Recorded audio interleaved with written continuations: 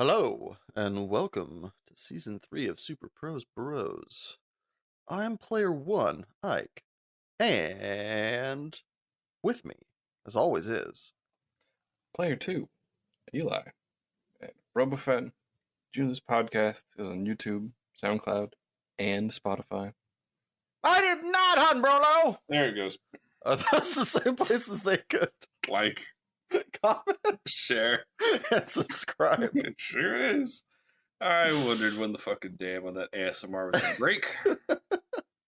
I think I would have gone through it if you didn't mimic, if you didn't, kind of copy me and follow suit. How dare I follow the theme? Yeah, crazy. You fool! So, what's been going on in your part of the globe, my guy? Ah, that's an excellent question. Ha!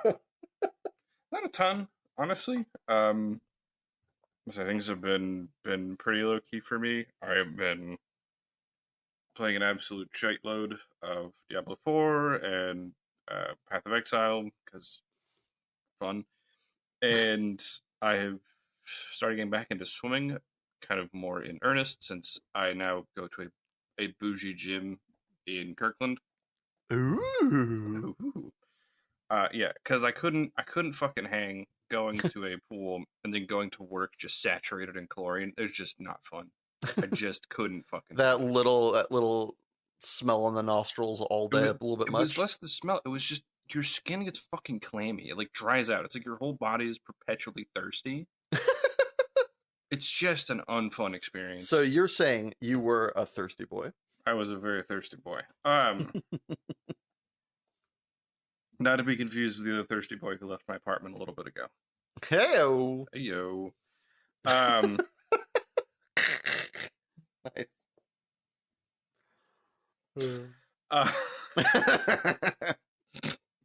Oh, you.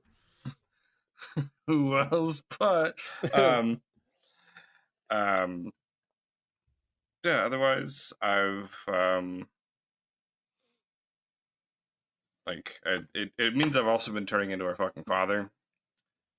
I'm like getting up I'm getting up at like fucking 5:20 in the morning or 5:15 in the morning and like going to the gym by 6. I'm like, God damn it.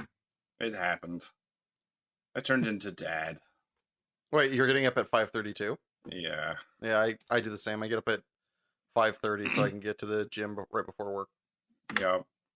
I'm like, well, I tried to put this off as long as possible. Motherfucker had it right. God dang it.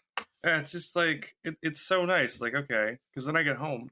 And, well, the other upside that I quickly discovered is if I leave, like, the difference between traffic at 3 and at 4 is monstrous. Mm-hmm. So, like, and kind of what pushed this is a couple of days I went to go see Eli in Seattle after work. So I went across a bridge. And it took me a fucking hour. Ugh. Yeah. So I left like, and one time the most it took was like 75 minutes. I was just like, killed me. Just fucking stab me. Just shoot me in the face. Be done with it. And I was like, okay, this is terrible. And so I then left like one day. I left early and did it at 3, and I was there in half an hour. It's like,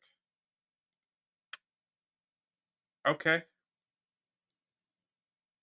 fuck it. Like it's just like it's like, okay, there's just like, and then it's like, okay, so I start my day early, but then like I could leave my office at 3, and then I'm home by like 3:30, and I don't have to fucking worry about shit. Like, so you get to set your like arrival and leave times? Yeah, we have like flexible hours. Oh, sick. Yeah, so like I'll get up, go to the gym, and it's literally on my way to work. It is on the same road that I take going to work. Awesome. I've been driving past this building unwittingly for years and wondering what the fuck it is. Yeah, it's just some fucking building. Like it's not super, like the signage isn't super obvious, so you don't know. It's like, oh, okay. So, and if I go in, I've also discovered if I go in at like 6, there is no one else in the pool, so I just get it to myself some mornings. Hell yeah, dope. Yeah, because the lanes are fucking narrow, and I went swimming once with another person lane, and I just smashed my hand into the wall. I was like, okay, ow, like Yeah. Dude, swimming like they are never big enough. I don't know if that's like just one of those things like truisms in life. Is like sharing a swimming lane with somebody always sucks, but like I have never been in a pool where the swimming lanes were big enough for two people comfortably. They're the only always like the tight. the only way I can think of is like the problem is most of the swimming I did was when I was younger. So Yeah. like thinking about like swim team, it's like no problem. Like thinking about swimming in Fallon, I'm like no problem. Like Eli, you were also 16 You or were younger. 16 and you're also doing it with people who were probably better at swimming in lanes with people because it's probably That people on the too. team. Yeah, So, and just like and also just like well shit, I wouldn't even have been 16. I would have been like 13. a little boy. Yeah, I would have been way smaller than I am now. Just more compact. My brain is a fucking dumpster fire. You're like, I'm a little bit smaller. I was like, oh, for sound comes to my Isaac, Isaac, for so many reasons, I'm gonna need you to get some help. I'm trying. Try harder. Harder. Holy shit. Oh.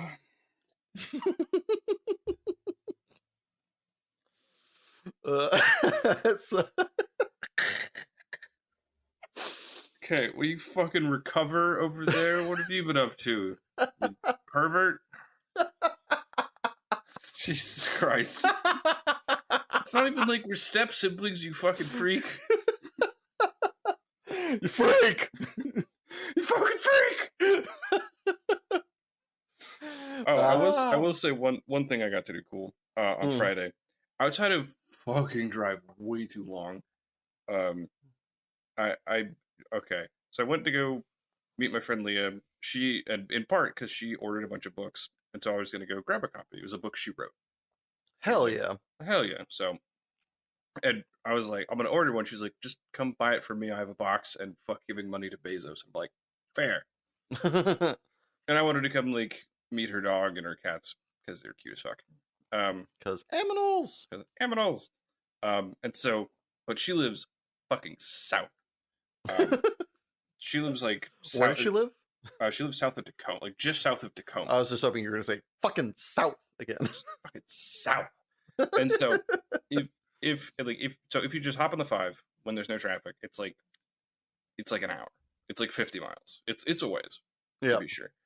But so I look and I'm like, okay, I'll leave at like 1:30 or 2. You know, Yeah. real traffic doesn't start picking up till like 3. I Yep. should be pretty clear. Should have been. It took me 3 fucking hours to get there. Ugh. Bruh. At a certain point, I'm like, fucking kill me. I'm like, at a certain point, and two, because it's fucking wall to wall. It's just packed. I'm like, I don't want to get off the road. And so at a Mm. certain point, I fished a dead Gatorade bottle off my floor. I'm like, Yep. just fucking in case the dam starts to break over here, Yep. I have the emergency. Yep. Yeah, I got there and just like basically sprinted out of my car. And I'm like, Lee, I need your bathroom. Just like, yeah, and Eli has spent the last couple days at my place. Mhm. And I left Friday afternoon, and he's like, "Just text when you get there." I finally text him at 5, and I'm like, I finally got. He's like, "Oh my god, I thought you just forgot to message me. Holy shit!"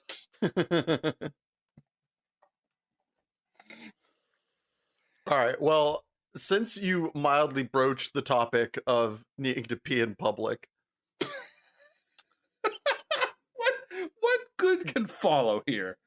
it's weird. I don't know, good. So went on a date a couple weeks ago. Went to Oh a my really god, cool. I hate everything about where this is going. Continue. I don't. I'm curious if you actually think you know where this is going and it goes there. Listen, you just said peeing in public and then opened with, so I went on a date. Like, It's not gonna go where you think it's gonna go. okay, Hold on. holding.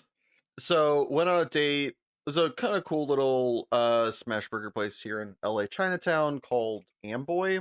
I'd Okay. recommend it if you're here in LA. Is one of the few places that actually I found that does like truly caramelized onions on burgers. I was impressed. It was basically like a relish. So delicious. Okay. I don't know if you mess with caramelized onions, but they, oh my god, when done right, it's I love caramelized onions. They're delicious. yeah. But like most places do it, they're like, oh, they like they throw them on the grill for a little bit. This place, it was just like the viscosity was immaculate. Mm. Burger was great. I don't Had a think lovely, viscosity is the word you want, by the way. But huh, I don't think viscosity is the word you want. dude. It was nearly a liquid. I think that is But the word I wanted. maybe. Okay. Anyways, go ahead. Like you could have put it through like a ketchup bottle. Like it wasn't like a solid anymore. Okay. It was amazing. Um, it's like more like jam. All right. Fair enough. Caramel. So we're gonna note this in the time code, Richard, because this is the one time I was right about a word and Eli was arguably not. Feather cap, go. Okay, anyway. So went, had a lovely time, got a great burger. I had Mm-hmm. taken public transit to get there. Okay. This place didn't have a bathroom. Uh-oh. Walking back through like Sunday night LA, all these places are closed and I don't have a car. And so I'm like, looking for open businesses. All of them don't just have public bathrooms, even if I pay for something. Sure. And so I'm like walking back. I'm like, you know what? Fuck it. There's so many homeless people in this town. There's no way I'm going to be out of place this late at night in LA. So I just ducked behind this tree area because I'm not looking to make somebody's, fucking awkward afternoon. I For just like sure. pissed in a bush. Didn't realize I was pissing in a bush that was directly behind a security box. And I don't know how the guard that was in there or the guard that changed while I was there didn't see me.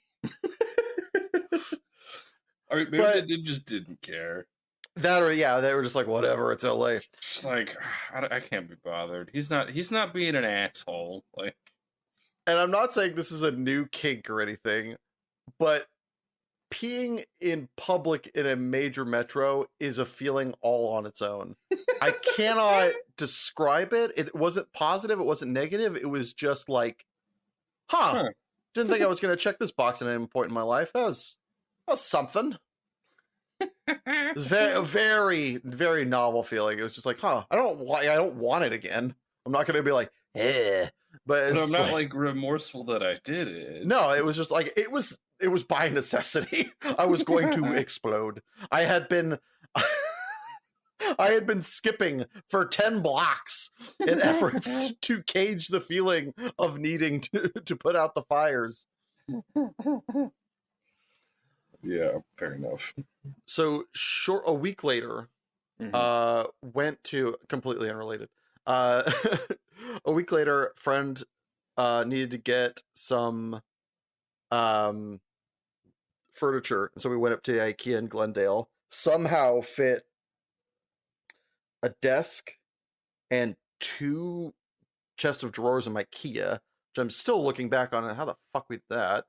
Mm-hmm. Got it back there and then parked on a street close to mine. Parking Okay. was, we double checked the parking. It was good. Sick. I have to street park. And so often I end up parking like 4 blocks away from my apartment. Instead, I Yeah, parked one and I was jazzed. fair enough. On Monday, walk out, and I got to play the fun game of Dude, Where's My Car? And the reason I had to play that is because I got fucking impounded. No.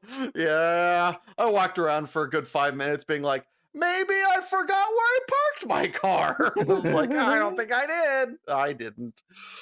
Fucking, they put up, I'm like 99% sure, hopefully legally they agree with me because I have filed multiple forms being like, hey, I shouldn't have to pay for this. I parked in a legal spot.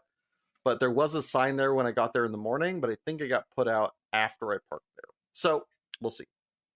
Hopefully they, talking to a friend of mine, they should have a log of when they placed the sign. So Mm-hmm. hopefully I parked there before the log was placed and therefore I would be in the right. But we'll see. There's Then also like not impossible odds that if you don't have like numerous parking violations, they might waive the first one. Yeah, I hope so. I hope they. Most importantly, I hope they pay for my impounding fee because that was like $300. Oh Jesus. Yeah, it Okay. wasn't great. Um, so that was a financial burden I didn't want. And then to top it off, when I finally got my car back, Yeah. it was and had been previously braying like a fucking donkey, and had to take it to a mechanic to find out that I thought it was like a timing belt or something. Sure. Apparently, there's such thing as effectively an AC belt, and mine was fit to explode. So for the next 24 hours, I was to not use AC while it was 100 degrees outside, and needed to bring it back to add insult to injury and pay $1,500 so that I didn't die in the summer heat to get my AC replaced. Yay! Yeeks. Yeah, my car has been somewhat of a Been a bit of a bitch. sad child that I've had to pay way too many fines for. However, there is some light in my world other than work starting back up because now I desperately need money. I this next Magic the Gathering season, instead of being one big tournament to go to for us middling plebs, there are now two. They've split up the system where there are two regional championships each cycle, and meaning that you need to win twice as many tournaments if you want to attend all the thingies, which I do because I'm a degenerate. God bless. Yeah. However, luckily, at the moment, up until probably Monday the 26th, as we are recording on Sunday the 25th, there is a deck that is legal that is absolute horseshit and should not exist by all laws of man. And I was able to already double qualify in the first month of this. Actually, I think it was like 3 weeks of the season starting. I double queued, so got that out of the way. Literally went to a tournament that was here in Los Angeles. I Mhm. went 6-2 on day one to day two. Not bad. Not bad. 33 people day two'd. You want to guess how many people got paid? 8. 32. Ah, So one person didn't get paid. you're that one person. You're looking at Mr. 33 right here. Put some respect on the name. Fucking It's like it's 04. not a good day two. It went like 1-4 or something Oh, that's close. ostentatious. Sadly, a lot of people that went 1-4 cash. I was the only one who didn't. So balls. Wow, that's so shit. So sad. However, got the memes, got the hilarity. Even after having effectively a weekend where I went 6 wins and 6 losses, Sure. I ended the time playing with this deck over like I think like 8 tournaments or something Mm-hmm. with a 75% win rate, Wow. even though my biggest sample size was a 50% win rate. And that in that tournament, I got half of my losses with the deck over 8 tournaments. Good lord. Yeah, I've been fucking slapping cheeks. Thanks, Nadu. You fucking mistake.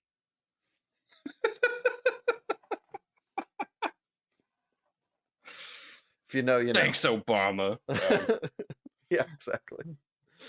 So after that awesome weekend, school started up, thank goodness, because I needed the coin. And yeah, fair enough.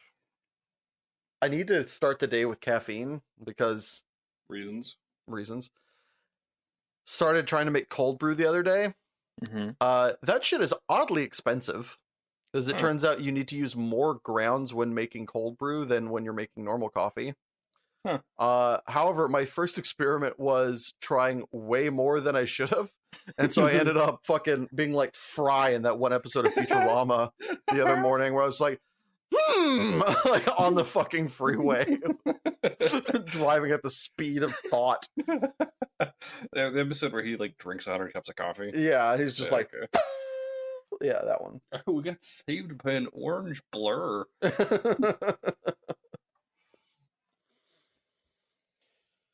Yeah, so that's been me as of recently. Things going, good and bad, good to bad, bad to good. You know what that kind of reminds me of?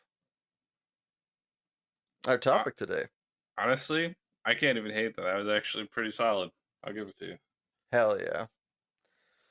So this week we are discussing character alignment changes, predominantly in the more like kind of normal terminology. We're not going to be going. We're not going Although we full. can, I'd be curious as someone who has D&D'd a decent amount to Sure. if you want to personify afterwards what level of Alignment good, or where they bad. end up. They're It's yeah. not. It's not necessarily like a level. It's more like it's like a behavioral affiliation. So it's like your alignment is like so good, good, neutral, bad is like your morality. Your chaotic, lawful, and true is like how you behave. All right, so break down chaotic, neutral, and sorry, say them again. So there are so for pretty much any alignment there's good, neutral, bad. Good, neutral, evil Yeah. are are your moralities essentially. Um, I feel like most people are pretty familiar with those. sure, Neutral sure, might be a sure. little bit So then there's nuanced, like but chaotic, um, chaotic, lawful, and true. Uh, true is the more fucking nebulous one.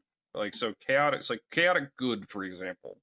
Like um, kind of an easy example would be like Robin Hood, where you're like you are robbing people, but for a good reason. Where it's like yeah, very much kind of ends justify the means. yeah, you are doing Um, the right thing by whatever means yeah, is you required. don't. It's more about end result. It's less about mechanism to get there, and there's no real regard for like being lawful versus like lawful good.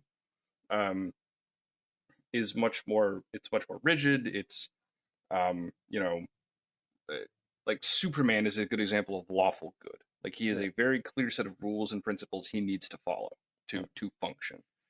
Um, and tr- true is more nebulous. Um, it's like the weird in between. Like let me find an appropriate definition.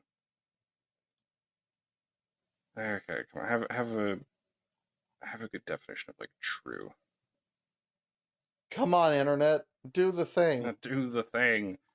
Um, or I guess it's just true. It's just true neutral. Okay, so it's lawful, neutral, chaotic. Okay, so neutral good, for example, is a they typically act altruistically, but without regard for or against lawful precepts. So yeah, so it's lawful, neutral, chaotic, good, neutral, evil, and then there's true neutral is what I was thinking of, Okay. where it's literally as fucking beige as possible. All right, to start this off, we are going to talk about people that go from the bad to the good. Everybody loves a turnaround. Uh, Everyone loves the good redemption, sure. yeah, a good redemption arc. So who we got that's gonna redeem themselves first? So we have arguably the best on this list. We're gonna lead with it also because everyone who's ever listened to us talk ever is gonna know it's coming. It's gotta be Zuko. Um, The Zooks. yeah, you followed Zuko for so long, being an incorrigible asshole.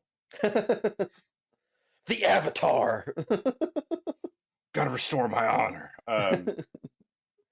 Yeah, when the show when Azula memes on him as an introduction to who she is, hilarious. You don't recognize the family resemblance. But yeah, like he goes from being kind of chaotic bad or chaotic evil, um, to being fairly lawful good. Um, he finally sees that where he has been taught to devalue morality and only put like personal gain and kind of promotion first, sees that that is not appropriate. He sees that like actions have consequences. Sees that suffering is not only avoidable, but it's predominantly inflicted by people like him, and sees how wrong that is. Like he genuinely has a moral shifting, Hmm. and he is given the space to grow and develop because of the good example brought by Iroh.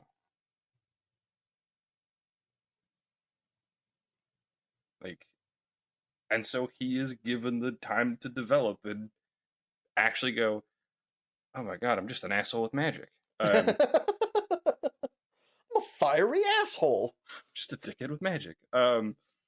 And yeah, like, and when he can finally get out of the idea that what he's been taught by Ozai is wrong, he can actually be kind of who he thinks he should be, and actually have like moral backbone and stand up for himself, where he has his own convictions because those are actually his convictions. He is kind of broken at the start to be that way, to be a giant fiery asshole. So yeah, so he is our first, goes from bad, because we see him through the show as pretty much just bad, to being lawful good. So this one, I'm trying. I'm not nearly as well versed as my co-host here. I would say our next one goes from, trying to think, feels like neutral evil to chaotic good. Okay. And I'm talking about the character Derek, played by Edward Norton from American History X. So for those of you who haven't seen it, Derek starts off, it's kind of goes through three waves. He starts off as relatively neutral, full stop. He's just, a young high school kid. He's learning about the world. He's got opinions. He's, kind of formulating them. His Mm-hmm. dad ends up dying, and through another father figure comes in, becomes, I think, neutral evil, even though the character he becomes is a skinhead. The reason I say neutral evil is because one of the more memorable scenes, other than the horrific bite the curb, Mm-hmm. is he has a moment where he plays a 2-on-2 basketball game for the with like a couple of African American characters for the right of who gets to play at that basketball court. Okay. So, and that's kind of a defining moment because it's like, okay, he is racist, piece of shit, got it. However, instead of being like, hey, there's more of us, hey, we'll kill you, it's let's play for it, and like wins it outright.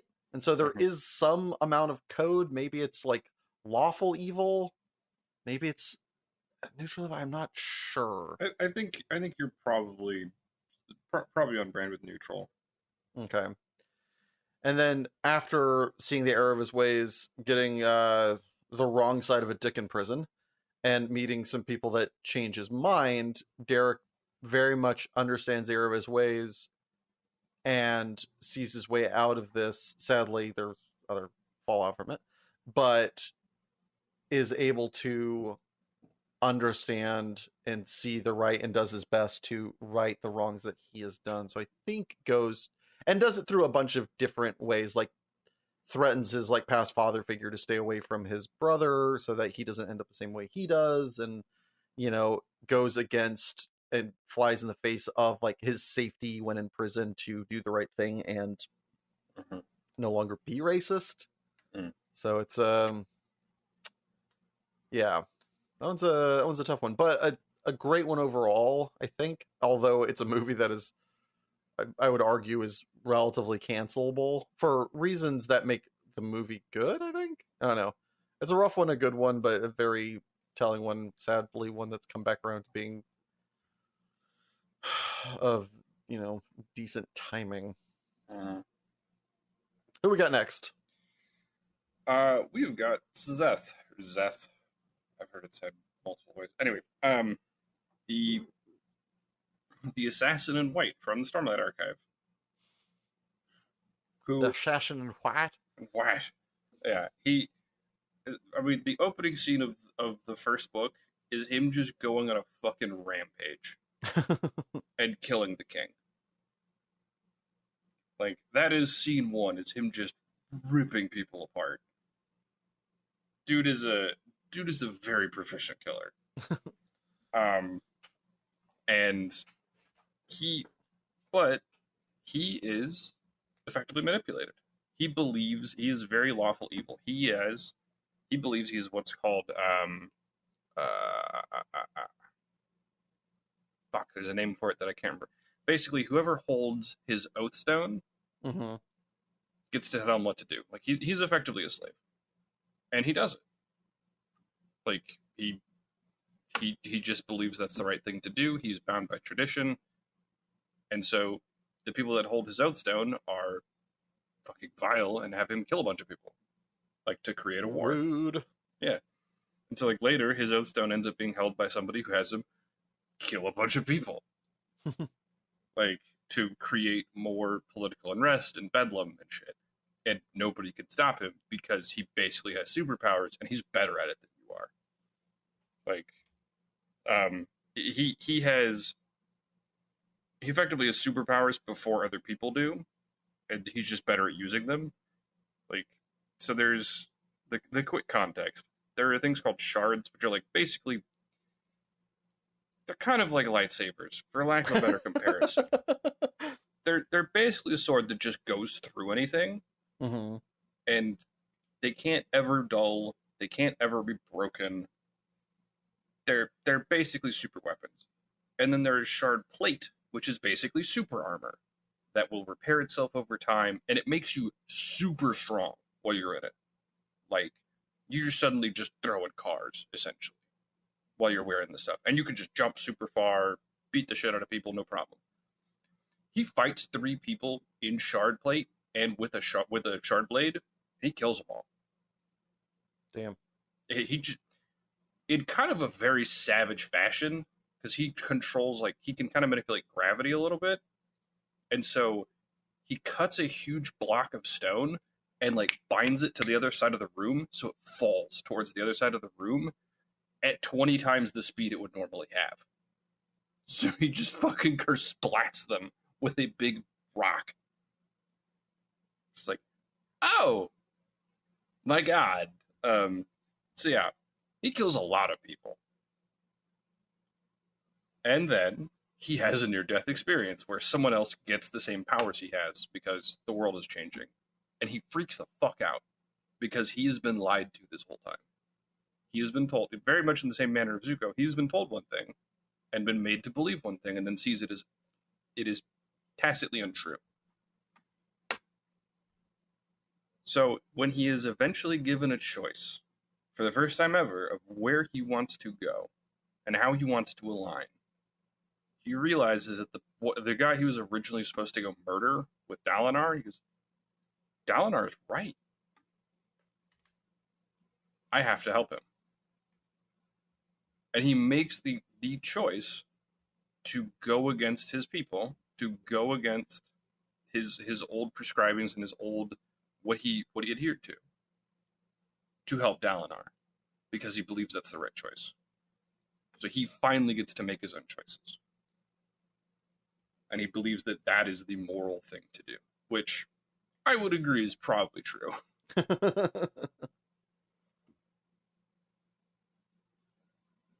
Who's next? Next up, we got the doctor of all change arounds, the Grinch. So the Grinch might be the perfect example of chaotic evil, right? Of just being like, fuck everything. Yeah, yeah. Like, you guys are having fun with this thing even though you're a town away. Fuck you. No more fun for you. Noise, noise, noise. Yeah. Very much, when infected with the spirit of Christmas and seeing the joy and the happiness becomes, I mean, is that chaotic good? I Maybe neutral good? probably go more like lawful or neutral because he Yeah. is then like adhering to kind of tradition. Yeah. Cuts the ham, adheres to tradition, returns all the presents, does it all. Heart grows 3 sizes that day.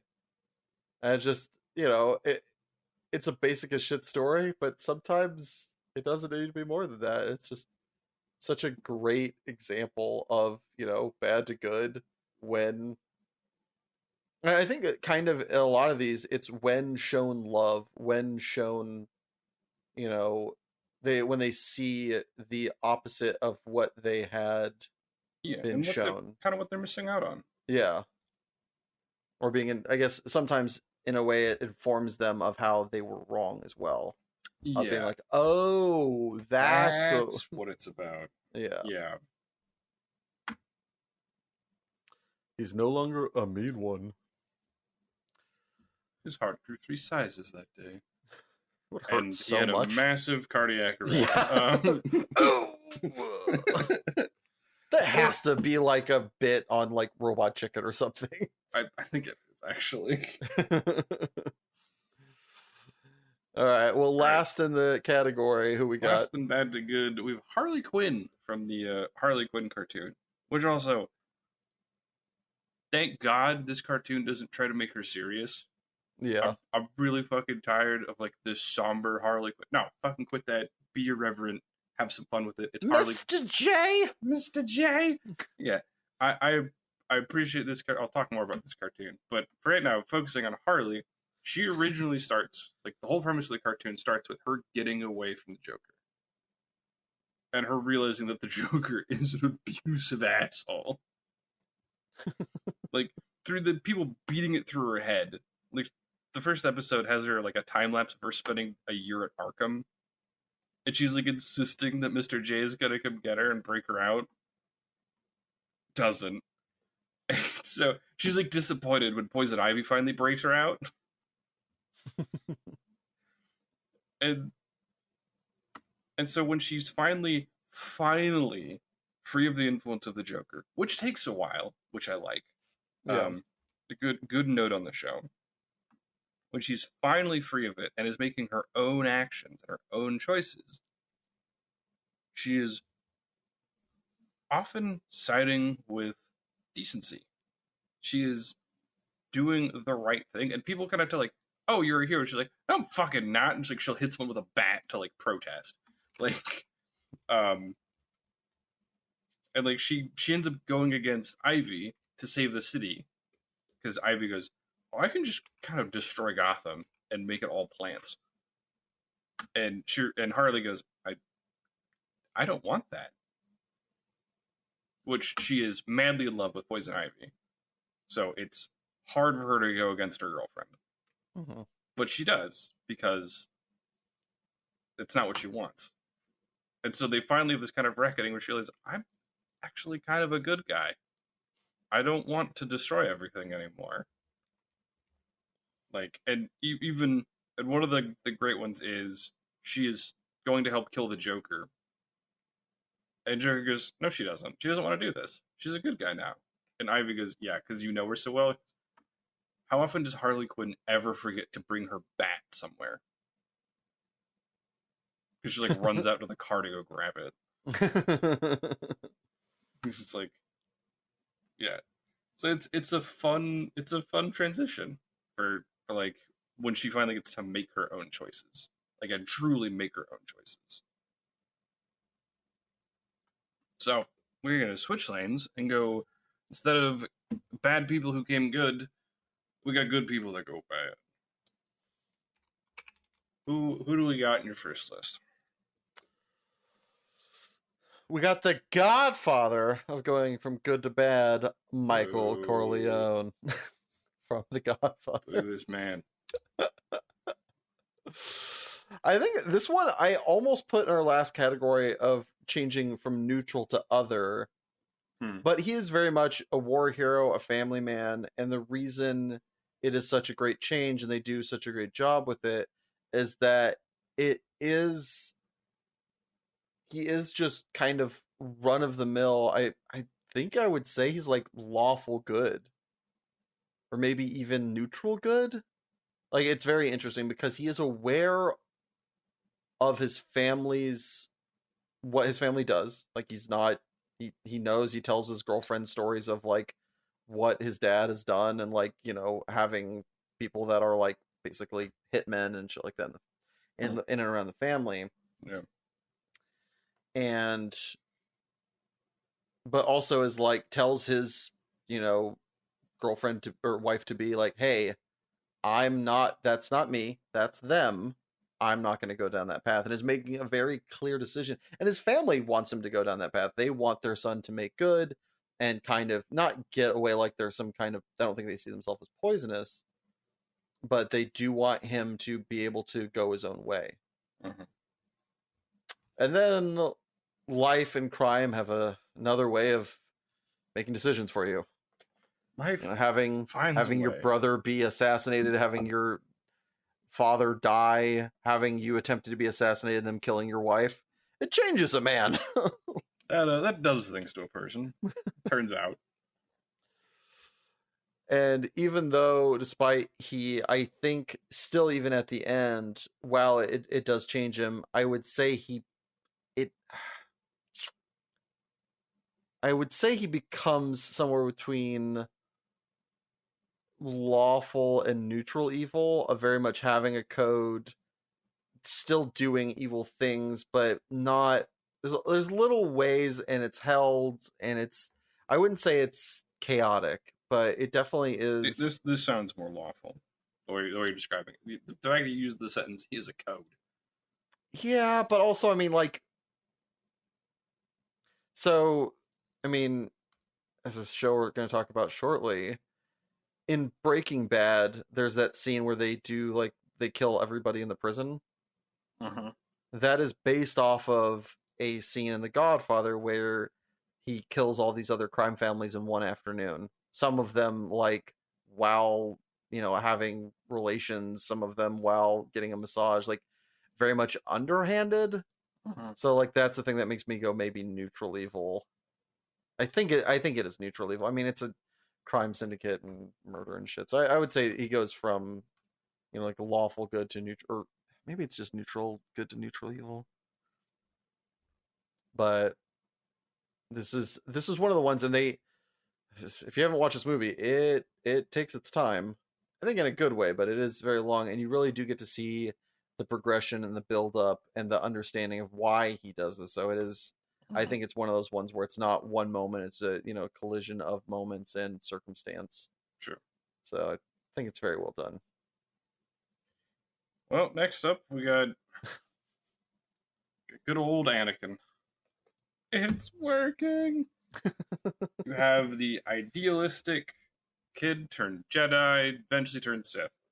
Um, and Turned Men in Black. it honestly kind of makes sense. It's desperation makes people stupid, True.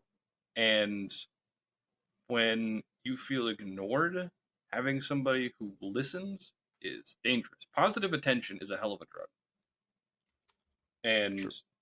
Anakin is kind of fucked over because the Jedi are stupid.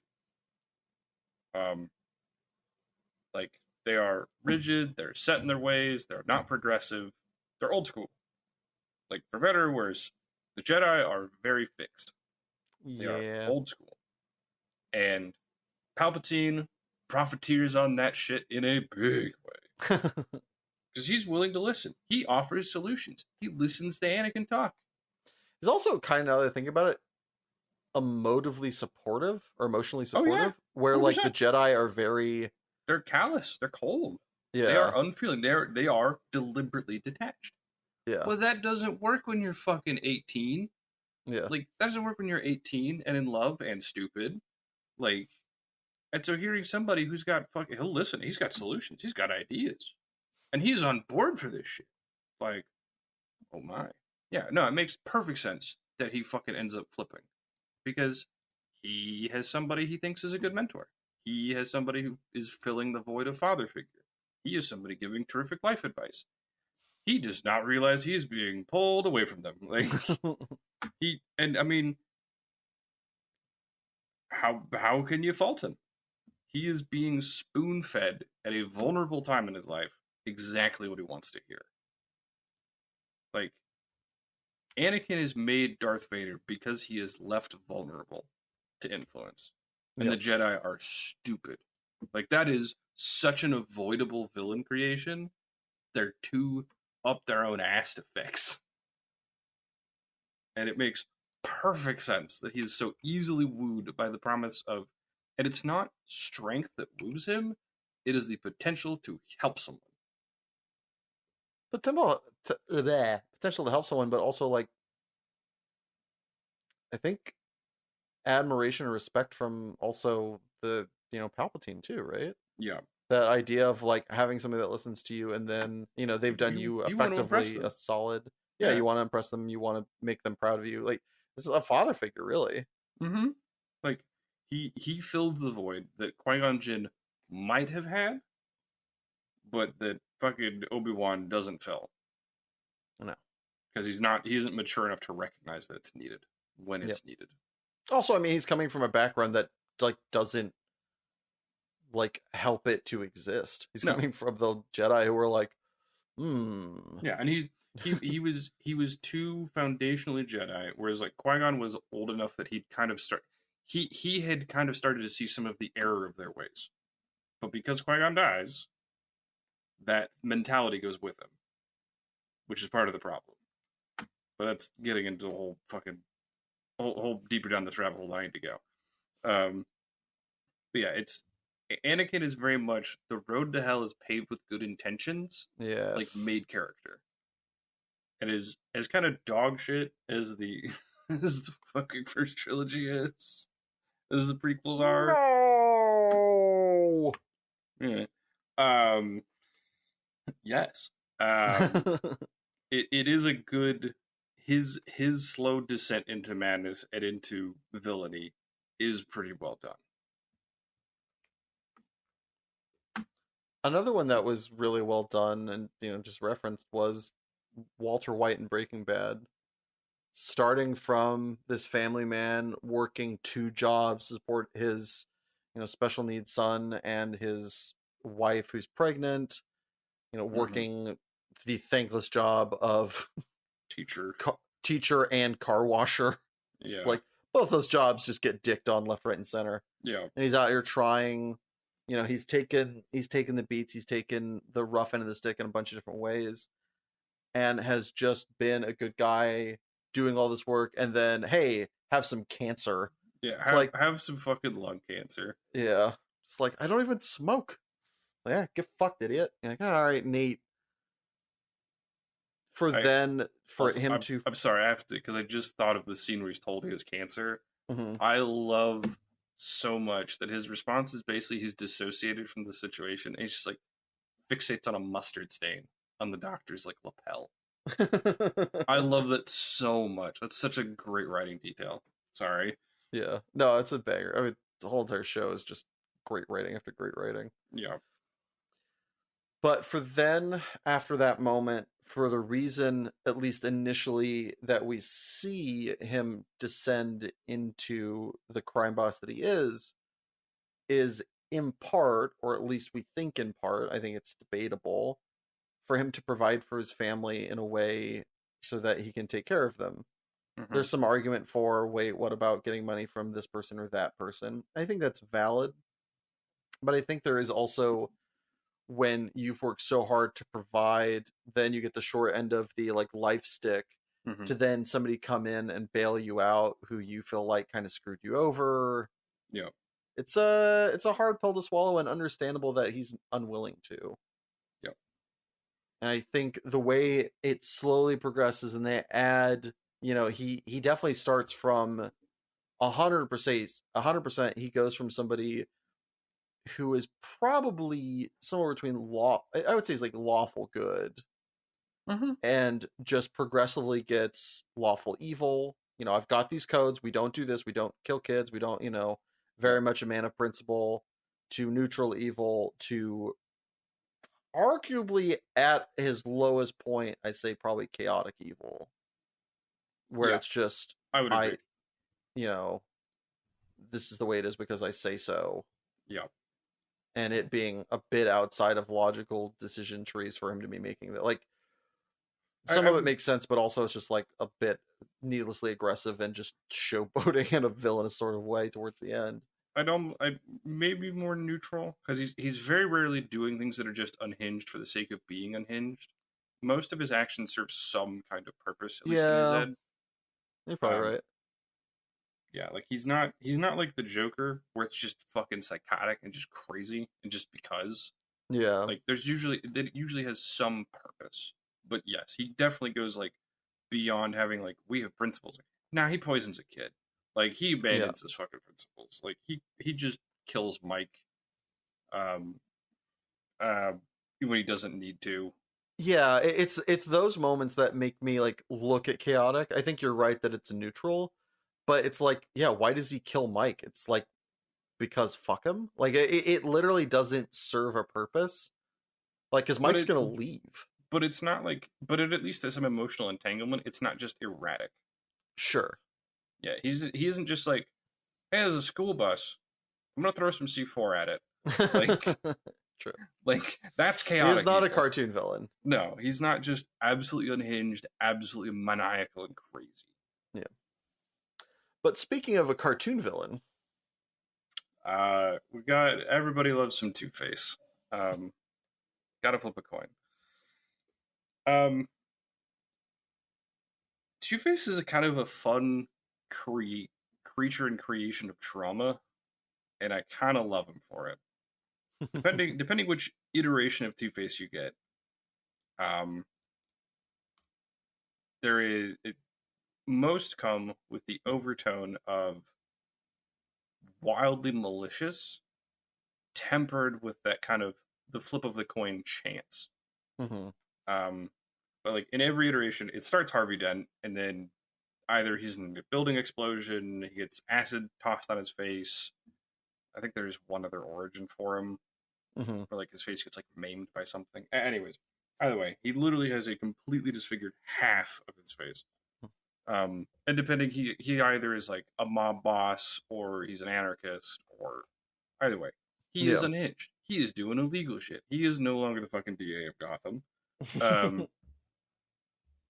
and he is generally most interpretations he is lawful evil. He goes Yeah. from being very lawful good, man of principles. He's a fucking DA for Christ's sake. He that isn't lawful good. I don't know what is. Um, but his law and his rule becomes chance, which he effectively weaponizes with his coin. Yep. The flicking's like heads you live, tails you die, and it's very binary, but it's fair. Yeah. It is like he still is at his core that man of principles that things should be fair and reasonable. And it's kind of awesome one in the, the personification of somebody being two-faced, of having like, two motives, Yep. one being justice and one being, villainy to Yep. their own ends. And the other is that he's literally two sides of the same coin, and that Yep. he's lawful good and lawful evil. Yep. It's like it's so awesome from a character design perspective. I think this Yeah. might be one of my favorite ones that we talk about And today. there is the occasional moment of like his old self kind of creeping through. Yeah. Or like there are moments where Harvey Dent gets to be present over Two Face essentially because there are. Yeah. I think there is Usually when interacting with Batman or a kid, and like he can't quite bring himself to be as evil as he is going, as the road he's going down lends him to be. Yeah, I think also depending on the artist, there is actually like um Harvey Dent has like dissociative identity disorder. Yeah. So like most of the time it is like the body is effectively piloted by Two Face, but occasionally Harvey Dent like wakes up. It's just like Where am I? it's just like, oh my god, what have I done? But again, cool. And again, it is a character and a caricature entirely born out of trauma. Yeah. So one that was sadly not born out of trauma or any reasonable act of horrificness Mm-hmm. is Saruman the White. Turns out I don't know where if this one is like power, like ultimate power becomes, or was it, Corrupts ultimately. yeah, ultimate power comes absolutely, or but Absolute power absolute power corrupts. corrupts absolutely, Absolutely. There we which go. I think is actually, I believe that is not the whole entire quote, but any which way, that's definitely the version that we know as society at this point. I think there's like an extra line to it. I'm checking. Yeah. Survey says. Uh, keep talking. I'll let you know when I find it. So Saruman is in the initial start, from as much as I know, which I'm a LOTR fan, but not a pervert, though I do respect those that are. in the beginning, Saruman is one of the two major wizards that shows up. It's he and Gandalf, and he is very much Gandalf's equal and or elder. Yep. And Gandalf very much looks to him for wisdom and insight. And it isn't until years go by that it is revealed that he is evil and has very much gone from somewhere between chaotic good to lawful good, Hmm. probably lawful good, to I would say it's somewhere between. Would you say it's not? Again, it's not really chaotic evil. It's kind of neutral evil, right? He's like doing. Maybe it is chaotic evil. It's when you start effectively following like the devil incarnate, and you are like you're taking over Hobbiton, and you're like the taking over Yeah. Hobbiton kind of lends itself to chaotic evil. Yeah. They're just willing to kill things that are in their way. Yeah, very much just like going out. When you go to Hobbiton to take it over, it's kind of like, what are you doing? Yeah. Um, Also, the quote is, "Power tends to corrupt. Absolute power corrupts absolutely." Apparently, it was a note about how people with more and more positions of authority tend to be more and more corrupt. yeah. And sadly, Saruman has a lot of authority as kind of being the King Dick Wizard for a long time.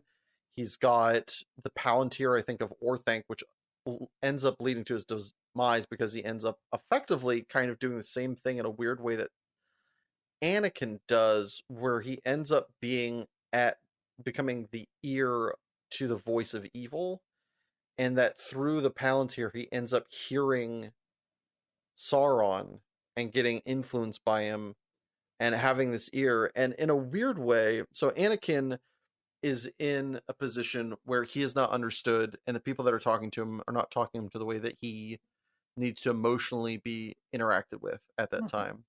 Yeah. And so, sort of in a way, Saruman follows the same path of he is such at the height of power and ability that very few people that he's talking to are. And very much part of this is by his own design. He locks himself away in his tower, Mm-hmm. but ends up having the only voice that talks to him, like intentionally or unintentionally, is debatable, I think, is Sauron. Yeah. And so he's just influence from the worst voice imaginable. Who we got last on this list? So I am taking another rip from the Stormlight Archive in Moash, who, while I don't, I have umbrage with what gets done to this character later. I love how he starts. So Moash is kind of he is the dark reflection of what Kaladin could be. Um, so both of them end up in Bridge 4, which it's you're a slave for the army. Um, they are literally running these giant bridges so troops can cross them, and they're viewed as disposable. And so Kaladin makes he helps keep people alive, but B, he kind of makes them a group and makes them Bridge 4, so they're his own people. Moash is one of the first people in Bridge 4. Like Moash, and they're all sold into slavery. Nobody got here through good means. It's all terrible. It's a fucking nightmare. It's all bad. It's all bad. It's all bad all the way down. Um, and so Moash is cynical. He's jaded. He hates the Light Eyes, who are like nobles. And he believes they're the fucking ills of society. And Kaladin kind of agrees. He's just less cynical about it. He and when they get out of Bridge 4 and they go work for the military, they effectively become like the protectorate for Dalinar, and Moash doesn't like it. It's better. I mean, it beats being in slavery, but like they have authority. But Moash goes, "My parents died because the fucking king. I'm close to him. The king is incompetent. He is not running the place well. He should die. Like we could get rid of him and make Dalinar king, and everything would be better with this kingdom." And Kaladin kind of agrees. There is true logic and reasoning to Moash's argument. And Kaladin gets kind of suckered in by it for a while until he realizes that it's the wrong thing to do. You can't just get rid of people because you don't like how they're running things. You can't get rid of them because of a grudge. That's just not appropriate. It's not right. But It's I not. wanna. It's not moral. It's like that's one of the big epiphanies for Kaladin is he has to protect people even if he doesn't like them. Moash doesn't agree, and so Moash turns on him and goes and actually becomes villainous because he gets the right people, the wrong people start whispering to him. They're like, "I can let you do that," and Moash gets absolutely pulled in by the idea of being able to get what he wants and get power how he wants. It feels wrong for him, but it's still appealing enough. And he actually gets to in the third book, he actually goes and cuts down the old king, Elhokar. As Elhokar starts to be functional and stop being such a fucking glibbering bitch, Moash just rolls up and beheads him. And like does kind of the insulting thing to just kills Elhokar as he's like on the precipice of embracing power for like to be a why did I just blank on their names? But basically, the people that get superpowers are bonded with Spren that are based on morality in large part, and so you have to like you have to basically swear an oath to it. And what it is different, but they all have kind of a same theme. And so as he's starting to say the words for to become a radiant, Moash just rolls up and kills him, and then like looks at Kaladin, flashes like the Bridge Force salute, and like walks away. And Kaladin's just like, uh, uh. Yeah. So Moash is really the dark reflection of what Kaladin could have been and isn't now.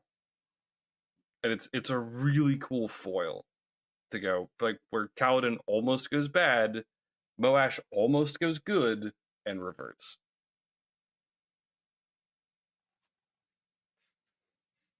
So who do we got slipping out of neutral? So in our last category, there are characters that make cool changes, and I think we've gone two different. Yeah, we have two different ways that they go from the kind of understood observer neutral of, hey, I'm just doing me, and then blank. Yeah. And the first up, we got. I kind of want to do the accent because I love the South African accent, but also I'm bad at it, so I'm not going to do it. But it's Danny Archer, played by the incomparable and 20-year-old girl loving Leonardo DiCaprio. God bless him. He's got a type and he goes for it, as well as going for the Best Actor Academy Award. And this one, I believe, again, another almost, but in Blood Diamond, his character is so neutral but understood. Hmm. He is a gun runner, but in Sierra Leone, where that's just kind of a profession It just and is. not, yeah, he's not a bad guy. He's just a guy trying to make money. He's not a bad guy. He's not a bad guy. But throughout the movie and the exposure to the other two main characters, one of which is a journalist who kind of, hey, this is morally wrong. Mm-hmm. And he's got some really good quip backs on that notion. And then running into a father who's just looking for his son really starts to understand the circumstance and ultimately ends up somewhere between chaotic good and lawful good.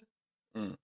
I don't know. Like he definitely like burns past associates that are doing, he throws them under the bus, the people that are buying the diamonds, the people that like exposes also. It comes close to chaotic good at the last moment and is very lovely Mm. and, very altruistic. Well, who we got next? Gollum, and he goes kind of bad. I can't do that. Yeah, Gollum is again one of those people who is unfortunately whispered to by the wrong voices and is far too suggestible. Um, and he wants his precious. And when when the influence is gone, he's kind of okay. with the influences there, it's a problem. Um, yeah, he Smeagol was fine. He was just kind of your average fucking fisherman. Your average weed token hobbit fishing boy. Yeah, like I mean, he's a fucking a fisherman, country bumpkin, pipe peddling guy. It just pretty par for the course for hobbits, all things considered. Really. Like yeah, and then you give him the ring and a whisper of power, and he drowns his best friend. I believe it's his cousin. This is cause okay. I believe it's, hey, I want that as a birthday present. No, I found it first. Finders keepers. Oh, I'll keep you underwater for the next hour. How about that? Die. Yeah. So there's that. Um, and yeah, it just gets worse. The more influence it has, the less he is Smeagol, the more he is Gollum. And there's the occasional moments where Smeagol gets to actually speak and have a voice when he's not just twisted by the ring. It's rare, but it does happen sometimes. There are friends. It helps us. Who else we got here? All right. Han Solo from Star Wars is kind of one of the people I thought of at first when doing this list, because he really is just, I'm just in it for the money. I really don't fucking care. Yep. Just merc for hire.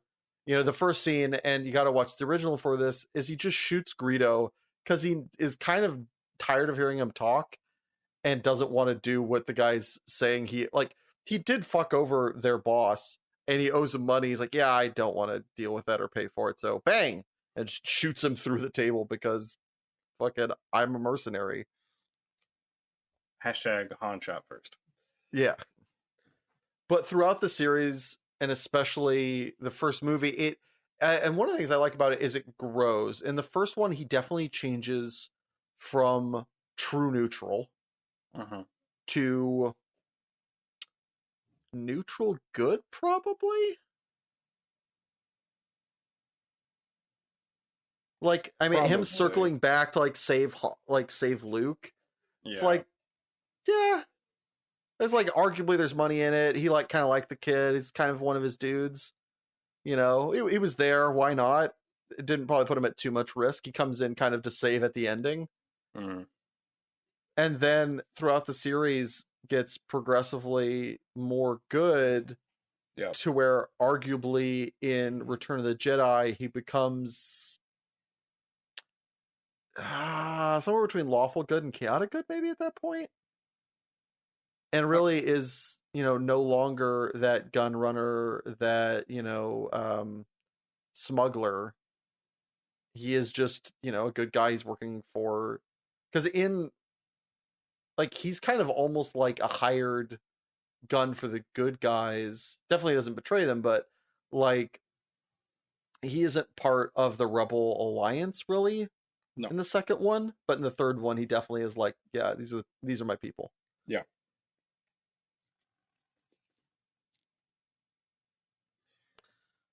To close out this list, who we got bringing in as the last neutral boy? Um, our blonde twink of the hour, Griffith. Um, Blonde twink of the hour. tell me I'm wrong. Anyway, I mean, um, technically correct. The best the best kind. kind of correct. Griffith is a man of ambition. He has a plan. He kind of doesn't care who he kind of fucks over to a degree. Like he has his people, and he takes care of them, and that starts to slip as things get bigger. Like Yeah. he is neutral, arguably neutral good, but like Yeah. he's a mercenary. I think it's fair to say like Band of the Hawk is very much a mercenary group at the start. I think it's fair to say he is pretty level neutral from Yeah. like a greater societal standpoint. You can maybe argue he's neutral good with how he looks after his people. Yeah. But like as he gets bigger, as politics becomes more of a thing, and the Band of the Hawk is less of a mercenary group and more of like effectively a king's army, and Yeah. he becomes a politician wielding the political power that comes with it. He cares less and less about his people and more about his ambition. He does plan to be king. That is his goal. And as he gets closer to it, he very much loses who he is and what actually fucking matters to him. And there isn't enough consequence in many ways until Guts leaves. And Yeah. this rude fucking awakening that he can't have it all upends him and absolutely sends him spiraling. Um, and Griffith, in the fucking shade of Griffith that Guts comes and picks out of a fucking tower, um, is broken beyond belief. Yeah. Broken is putting it mildly. Yeah. And so, when given the chance to reclaim power, he kills everyone. Like all the people that he cared for, they were his fucking homies. They have been through thick and thin with him. He just fucking offers them up on a plate, no questions asked. He like looks at them once, and that's it. Yeah. He is so willing to abandon principle that he becomes Femto. Like, yeah, he did not start evil, but he started to slip, and then was willing. Power mattered so much more to him than people that he is absolutely just fucking chaotic evil at the end. I mean, yeah, he rapes Casca in front of Guts. Surprise. Yeah, he just chucks his friend off the top of a tower, essentially. Um, yeah, it ruins and just destroys fucking chunks of the world. Okay, fuck him. Like, yeah, still don't really know what the deal is with reincarnated Griffith, but that's the whole other fucking can of worms. And that is our list. And this is our ad break. See you in a minute. Do you enjoy glorifying serial killers and worshiping crime in all its forms? What? No, of course not. But do you? Don't worry. You're not alone. There are tons of people who get a thrill hearing about the horrible, wacky, and sadistic things that the worst of us will do to one another. And thanks to the forced incarceration of the world during COVID, the desire for true crime documentaries has only ballooned into a social phenomenon rivaled only by the MCU. And whether you want to look at crimes gone wrong, bank robberies gone sideways, or just some of the truly awful and twisted and sadistic things from the minds of Ted Bundy and like, you can be sure that you'll find someone to narrate it at you in a pace that is just too slow for normal conversation. What are you waiting for? Find your correct criminal today. Hey, there you are. Hi. Welcome back. Now, have we got some recommendations for you? We sure do. I did mention it earlier. Harley Quinn. It was a pretty fun I'm time. sorry, who is it? Harley Quinn. Harley Quinn. You sound like a parrot having a belch. Harley Quinn. Harley Quinn. Harley Quinn. Harley Quinn, the cartoon put on Max, fucking HBO Max, whatever. Dumbest rebranding ever. They just want to appear more friendly, like your neighborhood Max. I guess I don't fucking know. Anyways, It's weird. It's very bizarre. It's not like it's not owned by HBO. It's a lot of fun. It's very irreverent, schlocky comedy. And at times it's very self aware, but it's pretty fucking enjoyable. Like you know by episode 3 if you're in or you're out. It's very stupid. It's very schlocky. It's a lot of fun.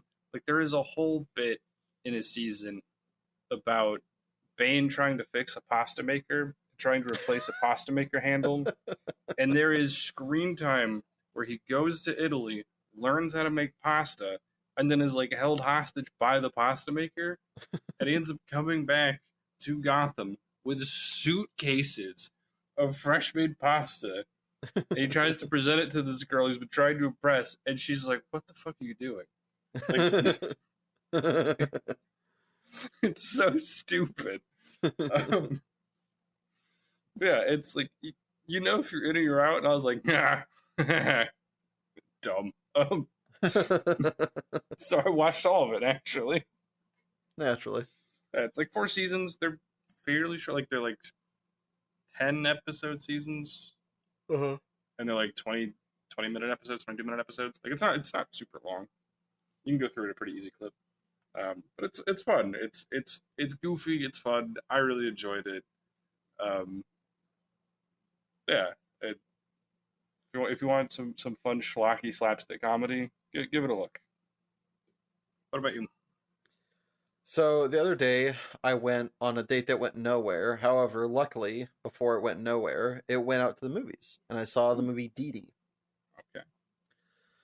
Dee Dee is kind of like, for those of you that wisely saw the movie mid '90s, I believe the directorial debut of Jonah Hill, which was fantastic. This is kind of like that uh, for Asian Americans that grew up in the early 2000s that were also, into that skate scene a little bit in the Bay Area. I believe it's autobiographical. Either way, it feels very authentic. I hope it is. It's hard to say with anything these days, but it gives off a vibe of very, very authentic. The relationships are very real and believable between an older sister and a younger brother. It's a family with a non-present father, not for bad reasons, but just for like life work reasons. Mhm. And it really just plays. It feels so real. It's funny. It's sincere. It does a really good job, and it has a beautiful ending, but not like a feel good, like, oh, everything came together great. It's like, nah, it was real. Like, things were different after the end. It doesn't come full circle where everything's fixed again, but we're better. It's different, and it's really awesome. And it's 90 minutes. It feels a lot longer in a good way. There's just There's a jam lot going packed. on. Huh? There's just a lot going on. A lot going on, and it makes you feel a lot and see a lot. I think it's a very great presentation of not only the way people are, but the way people could be, and just it's fantastic. I would really recommend checking it out. Um, it got me it got me a surprise cry out of nowhere. As a parent talking to their kid at one point about, because the kid's feeling like a fuck up because they're a kid and they are a fuck up. Sure. And the parent just goes, says a bunch of nice things. And then I'm like, all right, this is par for the course. It's nice, but and they're like, I'm proud of you. And I was like, woo! It just fucking hit me. I was like, damn it! Like just 3 words and I'm fucking, So you got hit with the sad as I just thought Brooklyn Nine-Nine is the scene where like Holt says, I'm proud of you, Peralta. He's just, it's my trigger word. Let's go before the damn breaks. Very much trigger word for me too. This is your proud trigger word. Let's go before the damn breaks. Yeah, it really just hit me out of nowhere. It was fantastic. Loved it. Also, it looks that kind of grainy, beautiful that people have seen mid '90s. Is one of the other reasons it reminded me of it. Is it has that like authentic, feels like it was filmed back then, but wasn't vibe to it. That's just kind of low key beautiful, especially for somebody that grew up in the '90s and early 2000s. So, gotcha. I really would recommend. You've been playing any games recently? What I said I've been playing, but those aren't new. I am very excited for something to come out though. Oh, so I love Risk of Rain 2. I played the game far too much, and there was a DLC in the works, and it had gotten announced like a month ago, and they finally put like a date on it, like Tuesday or something. Like very recently, like this last week. Actually, it might have been like Thursday. And they're like, "Oh yeah, it's coming out the 27th." I was like, "I'm sorry, what now?" I was expecting like November holidays. like not next week. Like surprise. So I am very excited. I'm very jazzed. I am very excited to have an excuse to play more of this game. And it's got like a couple new characters and some other shit to unlock, and stages, bosses. So I'm very happy. I'm very excited. I'll throw $15 at it and probably get another 100 or 2 hours out of it. I have a problem. So you got anything else to recommend to people? It's one that I came across via TikTok, and then I listened to the song, and the song is really good in its own right, and it has a really strong. It's not a hook because it takes like a minute and a half to get there, but it's a banger. Is it's titled "Outro" by the band M83. It's big, it's epic. You've heard it before. Listen to it in its grandeur, let it play out, and it will fucking move you. It is so awesome and so heavy. Also, one of the ones we haven't done this in like, I guess we've done this pretty recently. We've got a YouTube Shorts recommend that we just can't get enough of in Ryan HD Lombard. The link will be in the doobly doo. Just really good. Speaking about like, mid 90s and stuff like that, he does a lot of older brother, younger brother, middle brother, in class idiots kind of thing that I believe for the two of us is very reminiscent of our childhood, even though we didn't exactly experience those things personally. Yeah. They were always felt like they were in the periphery, and it just like harkens back to, at least for me, those vibes of being in school, in adolescence. Mm-hmm. For sure. Let him cook. No, let him cook.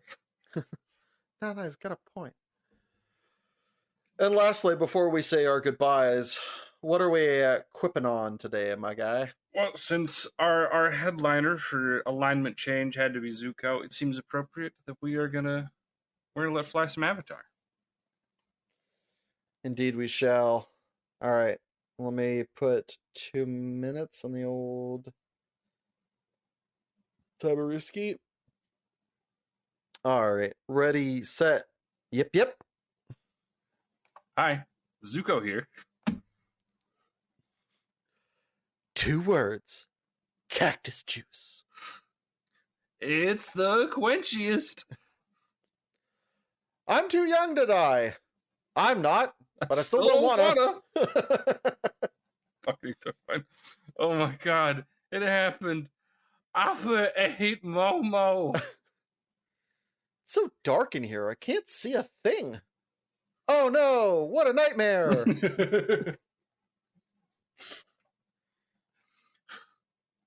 Yeah, let the blind girl take the wheel. We can take him 3 on 3. Actually, Toph, there's 4 of us. Oh, I'm sorry. I didn't count you. No bending and all. I can still fight! Okay, 3 on 3. Plus Sokka.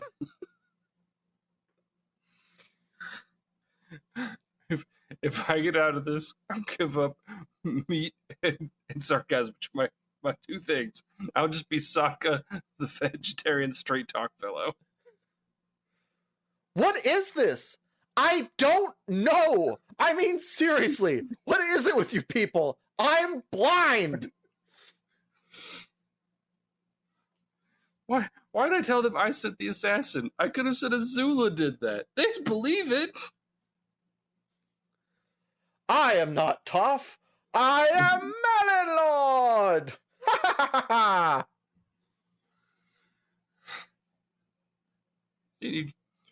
You're right. That is a neat trick.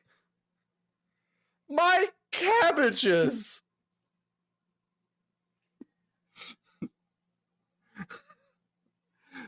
The very well-informed playwright, thanks to traveling, and a very well-traveled cabbage merchant. My girlfriend turned into the moon. That's rough, buddy.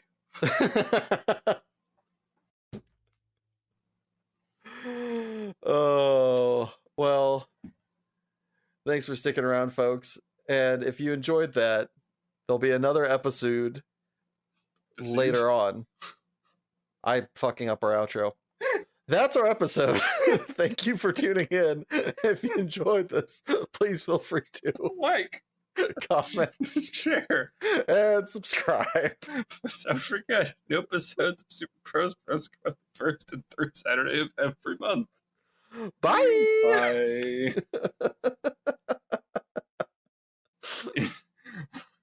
You fucking Canadian out of nowhere? Dude.